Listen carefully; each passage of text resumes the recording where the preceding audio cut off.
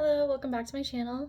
My name is Elena and this is my cozy corner where I discuss my stitch crafts and what I'm working on and things of that nature. Today I wanted to discuss some of my fall knitting plans, of which I have many. I think I went a little bit overboard on what I can do and what's possible, but I kind of wanted to make this video to sort of document what I intended to work on in case I don't actually get to it this year, because there's always next fall and winter. As for what I'm wearing, I actually made this sans the buttons. I made this, I think it was last year, and it is cardigan number 7, I believe. Yep, cardigan number 7 by My Favorite Things Knitwear, and I made it in this fuzzy yarn. It's Barocco Mochi. As soon as I saw this yarn in my local yarn shop, I knew I needed to work with it eventually because it is so fuzzy, and initially it was going to be my dip into mohair because it's fuzzy like mohair, but not, obviously you're not holding two strands together. So yeah, it's got tweed flecks in it and it's very yellow and happy and cute. This is not blocked. I haven't blocked it since I finished it last year. Because I sort of finished it in like spring, and then by the time I finished it, it was kind of too hot to wear. So I kind of just put it in my closet. But it's really cute and I love it. And honestly, I've debated whether or not I even wanted to put buttons on this cardigan. I don't know. Honestly, I probably won't because I kind of like the way it looks without buttons. And I have a feeling if I did wear it with buttons, I would probably only button the top here. But this is her. Anyways, so now I want to go over some of my plans for the fall and winter season and what I would like to knit. I really want to work on getting some basics in my wardrobe, and I am a terrible aunt and totally spaced on the fact that my brother is having his first baby. I can't believe I totally forgot that. We don't live close to each other, so anything I do make I'll have to send out, and I think that's partially why I forgot. I've had a lot going on. Okay, I just quit a job recently, and then school has been kicking my ass. So when I remembered, I just got super excited because I've always wanted to make baby stuff, and oh my god, now I get to be the fun aunt that makes my niece a bunch of cute things, and I'm very excited. So one of the first projects I think I want to work on is a baby blanket. I haven't decided on whether or not I want to knit or crochet it. I haven't crocheted in a while, and I've just been knitting nonstop, so I don't know if I'll be more interested in like the variety of having like at least one crochet project going while I'm also knitting stuff. I haven't decided, but there is this really cute baby blanket pattern that I found on Ravelry. It's called Bounce by Tincanknits. It looks really simple, and I love the scallop design. That's one thing I really like about certain crochet blankets is instead of just doing chevron, granny square type of design, the waves or like scallops are like super cute to me. So I would love to make something like that. I have seen it in my local yarn shop, yarn that I haven't used before, but it's a merino wool blend with acrylic, I believe. It's either merino wool or it's just superwash wool mixed with acrylic. I'm trying to stick to either blends or maybe mostly acrylic yarn for this baby blanket or any projects that I make for my brother, because I know for a fact that him and his partner are not going to be hand washing no wool projects that I make for them. Yeah, I want these gifts that I give them to last, so I've, in my own personal like wardrobe, I've sort of stuck away from acrylic because after working with wool for a couple of years now. Once I picked up an old project that I had been working on, an old crochet blanket that was just 100% acrylic, I realized how hard on my hands it was, and I tried working with it and I just couldn't do it. Yeah, so it's nothing against acrylic. It's really, really uncomfortable for me to work with. And then as for colors, I asked him if he had a theme or color preference, and of course he said no. But this is not a problem because I love playing with colors. So I'm not 100% sure what colors I might work with for this blanket, but I'm thinking pastels. Either like a 3-color pastel combo with white or gray accents, or like maybe like a rainbow pastel design. I just don't want to spend too much money on this yarn that I use for this blanket because I know I'm probably not going to be able to use it for other projects. I also don't know how big I would make this blanket. I'm thinking either the stroller or the crib size. It's been a while since I've knit a project as big as a blanket, but then again, I've been making sweaters like nonstop, so I feel like it shouldn't take me that long. As far as I'm aware, she's due around December, so that's perfect time for Christmas gifts. So hopefully I can get this done quickly. I say that and I haven't even bought the yarn yet, but that's besides the point. I have 3 sweaters in my library that I have been eyeballing for weeks. 2 of them are by Joanna Ang. I believe that's how you pronounce her name. And then the other one is by Wenche Roald. I'm sorry if I'm butchering these names so bad. The first 2 are by Joanna Ang. The one that I want to cast on so bad, but I don't know what kind of yarn to use for it, is Fairy Bouquet. This sweater is so pretty. It is so pretty and so delicate, but I'm so torn on what yarn to use. So initially I had purchased a merino single superwash yarn by Malabrigo. It was Mashita. It was the yarn that I'm currently, well, scratch that. I finished the Barbie sweater. It's currently blocking next to me, but that yarn I was going to use for this project, but I didn't end up getting gauge for it. Either that or I planned on testing this merino superwash single to see how I liked it and then maybe trying.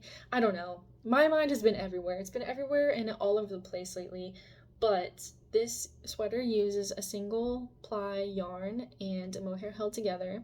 Yeah, and I've been toying back and forth on whether or not I want to use a mohair with this sweater because I feel like it would benefit with just using a DK weight yarn, because I think the cables along the sides are really pretty, and I feel like a mohair might hide them too much. Of course I say that, and then the Wilfreda sweater is the same, well, similar composition. It's fingering weight held with a mohair, and that has cables across the chest, across the yoke, I guess you could say. That one I did plan on using a fingering yarn held with mohair. So I don't know. Both of these patterns were designed for that, with that intent. So I'm sure the designer does have an eye and knows what they're doing. I'm just concerned that the cables will be hidden in the mohair, and I don't know. I haven't tried it yet. For the Wilfreda pattern, I purchased yarn in Maryland when I went to go to the Ren Fair. That was canceled because of the bad weather last weekend. Yeah, horrible, but I went to a yarn shop and still had a good time. I purchased Vivacious 2-ply by Fiberspace. I want to say that's what it's called. And I got it in the color Sea Glass, and it is so pretty, so pretty. I kind of bit the bullet and splurged on myself and also ordered some Isayer mohair, silk mohair. It was the first time that I'd ever felt Isayer mohair, and oh my gosh, it was so luxurious. When I tell you that it felt like a cloud, I was so impressed. At my local yarn shop, most of the mohairs feel a little bit too scratchy for me. Not in this case for the Isayer mohair. It was lovely. So I was like, you know what? I know that these colors match, and I wanted to try using drops. But the thing with that is I'm concerned because I've felt mohairs in the past and I don't know how drops feels. So I didn't want to buy a bunch of mohair from drops for the intention of wearing it as a sweater and then hate it. So I think in the case of drops, what I want to do is make a cardigan with drops mohair, and then that way if it's scratchy, it's not really gonna matter because I'm wearing it over clothes. But anyways, I'm getting sidetracked too much. So the Wilfreda sweater, I purchased yarn for that with some mohair that hasn't come in the mail yet. And I want to do some swatch tests to see if I will like that yarn for that sweater. And if I don't make gauge and I don't like the fabric that it works up with, I will probably make the fairy bouquet. It's just so pretty. It's so pretty. I want that sweater so bad. I can't. I just can't. And then the next Joanna Ang pattern that I have in my library that I purchased recently is called the Helia sweater. It is a fingering plus lace sweater. So, but the gauge ends up being a worsted. It's 18 stitches and 24 rows per 4 inches. This pattern looks so cozy. I love that they picked a gray neutral color as their sample for the photos because it showcases all of the cables so beautifully. And I have the same problem. I don't know if I want to knit the sweater with the mohair. One, because I think that this one in particular might be too hot, but I don't know. Because the gauge is the same as the fairy bouquet sweater, so theoretically the heat factor will be about the same. But for some reason that makes me so torn. I don't know why. But this sweater, the Helia, definitely looks more like a winter garment to me. I really liked the color. So it's like a gray, but it's got like blue in it. And I don't know if that's because of the mohair or what. But I really like the idea of having like a white base and then putting a hand-dyed mohair on top. I've been wanting to try that color combination since I watched a YouTube video. Oh gosh, I can't remember who made the video, but she showcased a bunch of different mohair options and layering choices that you can use with certain yarns to get different types of effects, and I think it would just be such a cool combination. Then again, I was also considering doing that for a cardigan, so yeah, I just don't know which one would be more wearable in comparison to the other, because ultimately I keep saying I want basics in my wardrobe, but then I keep wanting to make really colorful, like pastel garments. It's a problem.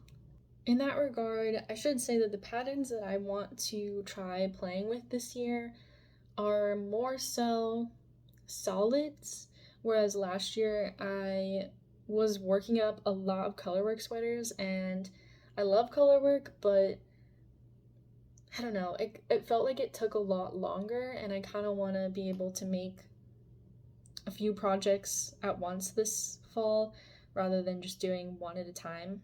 And because of that, of course, I stumble upon a colorwork sweater and then want to cast it on almost immediately.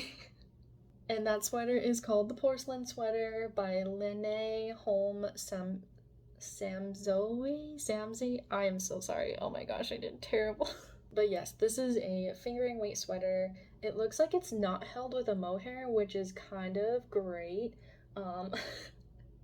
It is knit at 21 stitches per 4 inches, which I think I can get. I think I've gotten that with just holding fingering weight yarn. Yes, I would love to make this sweater so much. I love the simplicity of just 2 colors. That's like my favorite combination when it comes to colorwork sweaters. I don't really like to work with too many colors. And I think the porcelain, like ivory color with the white, or with the blue, sorry, is so beautiful. So chef's kiss. I don't know what more to say about it. The project photos on Ravelry are so pretty. Everyone that's making this sweater is doing an amazing job, and it's giving me so much inspiration. For this sweater, I would love to try Drops alpaca mohair. I want to say, one second.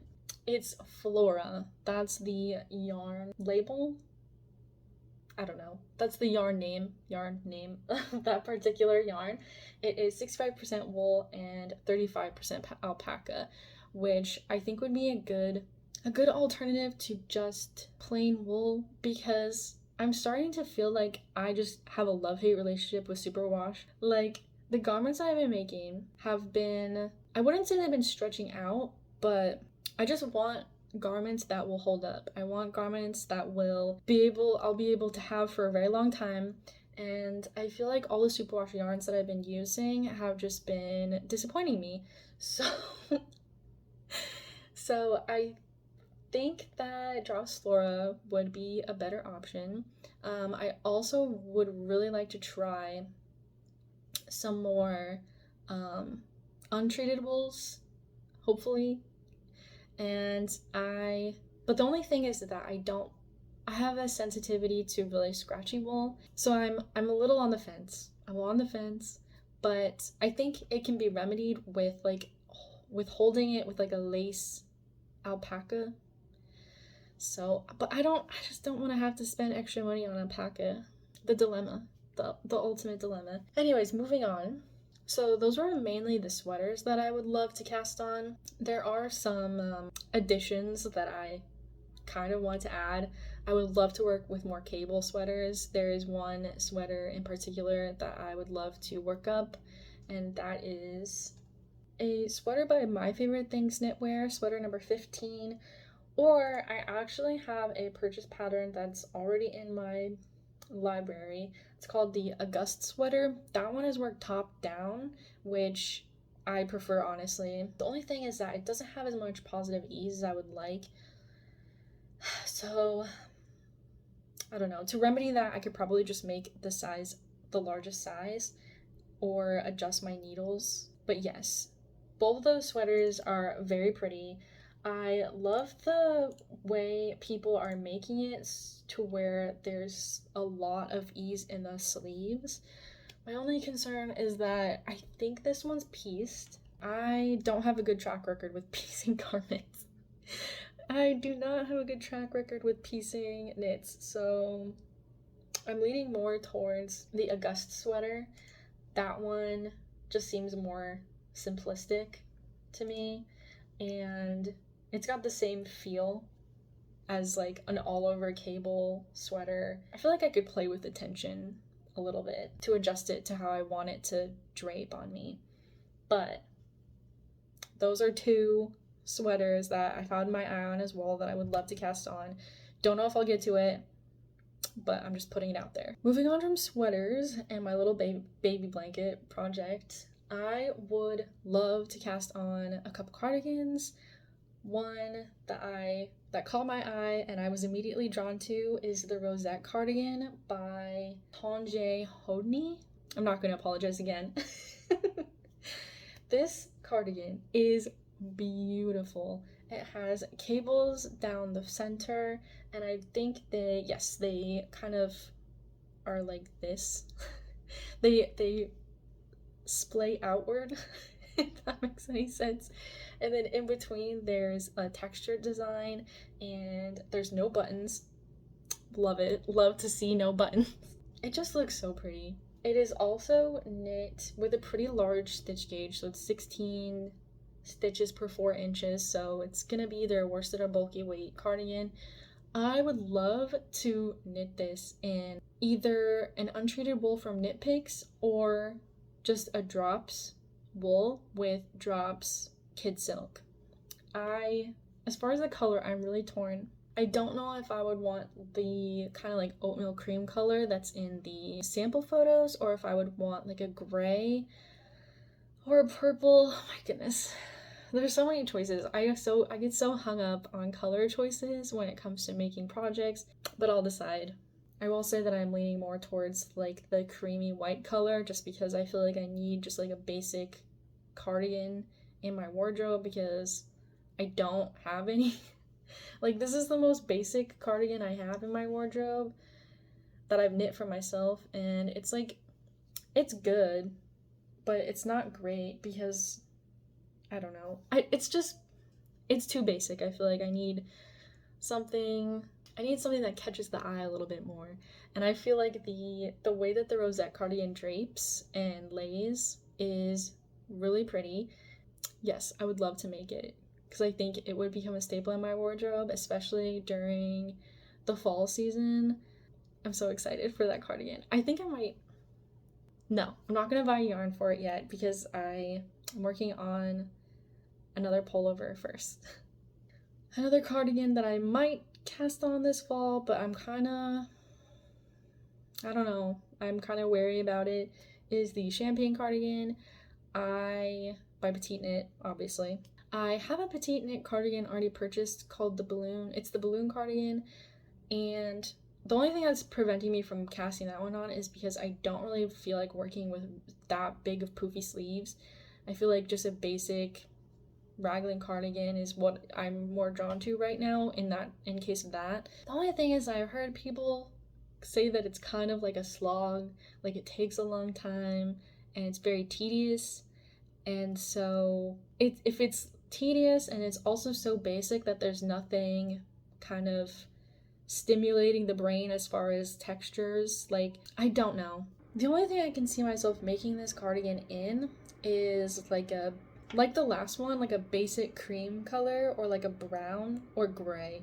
And I feel like I would just get bored. I would get bored of looking at it, especially if there's no like textures, no change, no variety of what's going on in the pattern except knits and purls, like back and forth. Also, back and forth is so mind-numbing sometimes, you know? And so I don't know if I'm prepared to make that commitment yet, so it's kind of just like tucked away. Tucked away just in case. For the most part, those were the garments that I would love to cast on this fall and winter. And then now I guess I'll move on to colors I want to work with and fibers. I kind of already touched on them, but I guess I'll start here. So the colors that I want to add to my wardrobe is more basics, obviously, but my favorite color is purple, and for some reason I've never knit anything purple, and I don't have that much purple in my wardrobe. So I would like to cast on a sweater or a cardigan that's either like a light violet purple or like a dark purple that's almost verging on black. For that, I've been toying with the idea of maybe adding the stripe hype sweater to my garments list, my little wish list, if you will. And what I would like to do is maybe do a color combo of like a really light purple with a gray or a black for the stripes, and I think that would be so pretty. Another color that I would really love to work with is maybe like a dark green. I know that I said that one of the sweaters, the Wilfreda or the Fairy Bouquet, I was working with this color called Sea Glass, which is more of like a light green blue color. But I would love to make either of those sweaters in a really dark foresty green. Initially, that's what I was looking at for those patterns, but whenever I'd shopped for it in yarn shops, whether in Maryland or my local one, I just didn't find anything that was really inspiring me. So I think what I might have to do is I'll just have to turn to buying yarn online, which I know is always a risk. It is always a risk, but that brings me kind of to the other thing I wanted to talk about, which is fibers that I want to use. So I've been working with almost all hand-dyed yarns, which is kind of a problem. It's a toxic problem that I've been having. Because can I afford that? No. Have I been buying it anyway? Yes.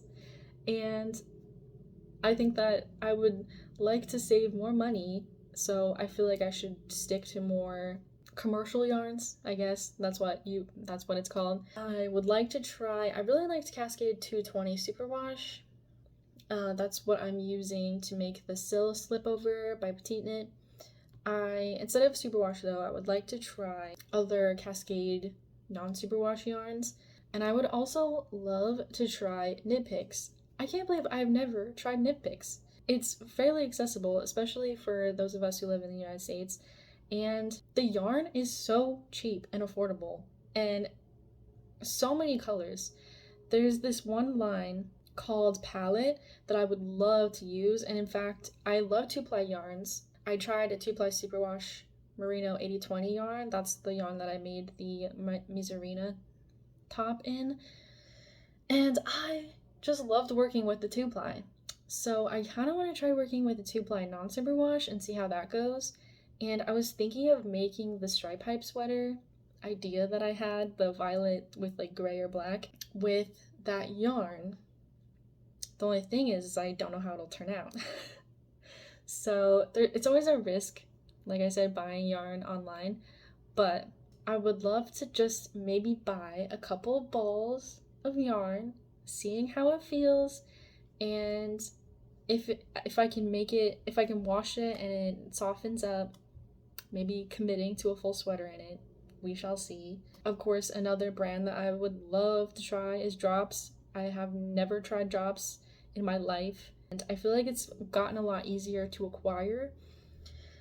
And as far as the shipping costs, it's not terrible. I think for me to get it shipped with a different, I think it's like Royal Post, it's like $4.99, and then DHL it's like $15, but that's like pretty standard. I feel like I buy a lot of vintage fashion from Japan and alternative fashions from Japan, and the shipping cost is like astronomical in comparison.